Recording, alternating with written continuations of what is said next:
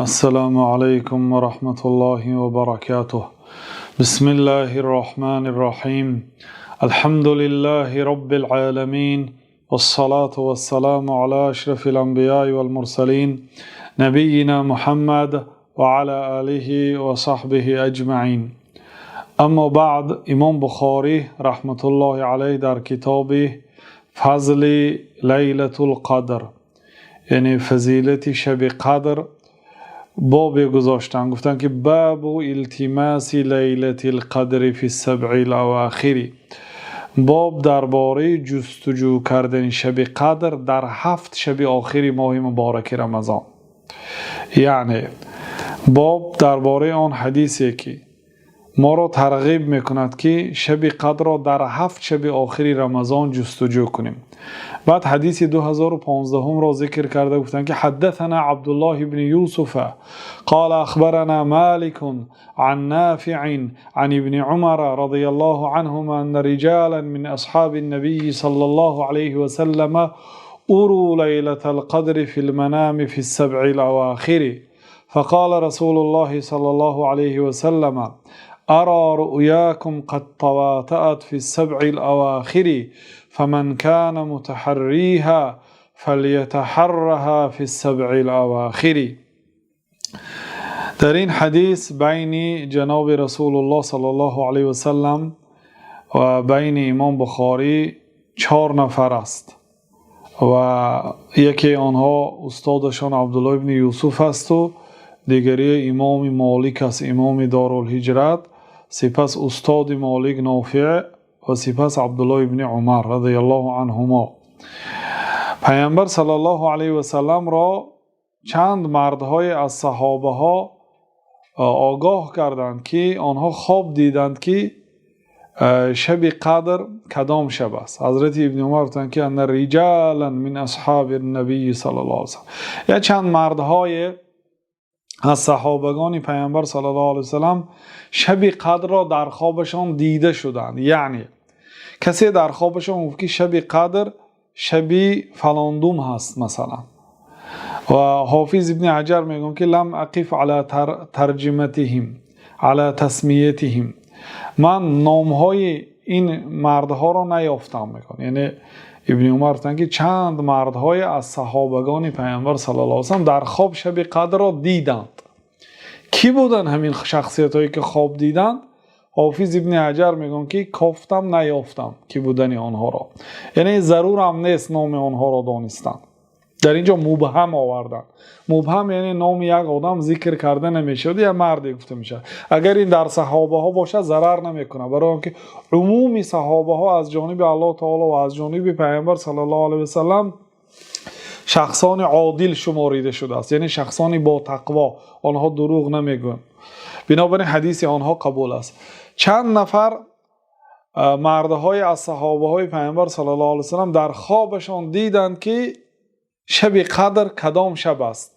فی المنام فی السبع الاواخر، همه آنها دیدند که شب قدر در 7 شب آخر ماه مبارک رمضان است. و پیامبر صلی الله علیه و سلم آمده خواب خود را نقل میکردند. سپس پیامبر صلی الله علیه و سلم گفتند که ارى رؤیاکم قد تواطأت، من میبینم که خوابهای شما موافقت کرده است.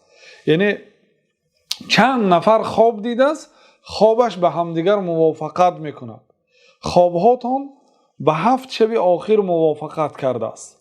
یعنی هر یکی شما در خواب دیده است که ماهی رمضان و 7 شب آخرش شب قدر در همین ها هست. بعد پیامبر صلی الله علیه و سلم گفتند که فمن کان متحریها، کسی که اگر در جستجوی شب قدر باشد، یعنی قصدی دریافت شب قدر باشد، پس 7 شب آخر رمضان را جستجو کند، در این شبها نیت کند و در همین شبها این شب قدر را جستجو کند. گفتم این حدیث خیلی که میبینید در صحیح بخاری است و در صحیح مسلم است. حال بسیار مردم فکر میکنند که شب قدر فقط شب 27 است.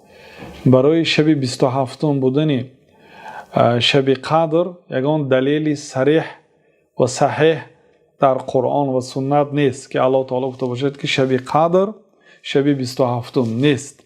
و پیامبر صلی الله علیه و سلم در یک حدیث صحیح نگفتند که شب قدر شب 27 است، بلکه بعضی صحابه ها گفتند. و سخنهای پیامبر صلی الله علیه و سلم دلالت میکند که شب قدر در دهه آخر رمضان است.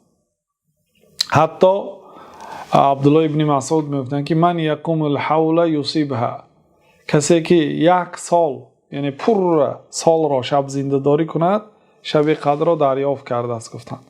و این از همه وسیع ترین سخن. و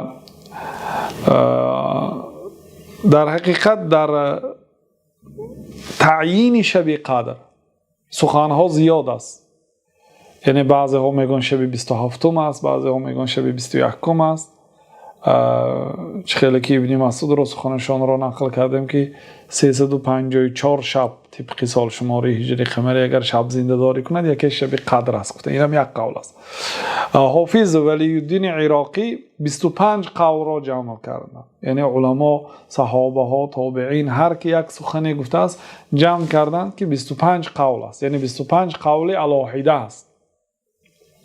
و اوصلها الامام ابن حجر الى 46 قولا. حافظ ابن حجر به 46 قول برده رساندند در شرح صحیح بخاری در فتح الباری. 46 قول است. و امام سیوطی به 50 قول برده رسانیدند. ولیکن نزدیکترین این قول ها و صحیح ترین آنها بنابر تحقیق بعض علمای محققی مانند شیخ الاسلام تیمیه خیلی گفتن که والصحیح انها فی العشر الاواخر تنتقل. قول صحیح از بین این 50 قول این است که شب قدر در همین 10 شب آخر رمضان انتقال می‌یابد. یعنی یک سال ممکن شب 21 است، سال دیگر شب 27 است، سال دیگر شب 24 است. یعنی دور میزند، انتقال میکنه. هر سال هر خیل هست، لیکن در همین 10 شب است. و این قول امام مالک است و قول سفیان ثوری هست و قول امام احمد است و قول اسحاق بن راهوی هست استاد امام بخاری و قول ابو ثور است.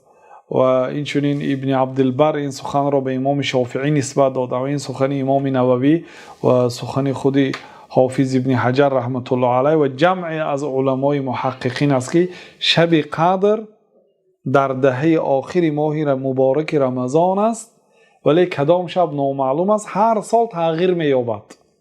و انشاءالله در حدیث های بعدی که مصنف در اینجا غیر این 2 حدیثی که در صحبت گذشته و امروز شرح دادیم با 9 حدیث دیگر ذکر میکنن که آیید تعیین شب قدر است. والله اعلم و صلی الله وسلم علی نبینا محمد و علی آله و صحبه اجمعین.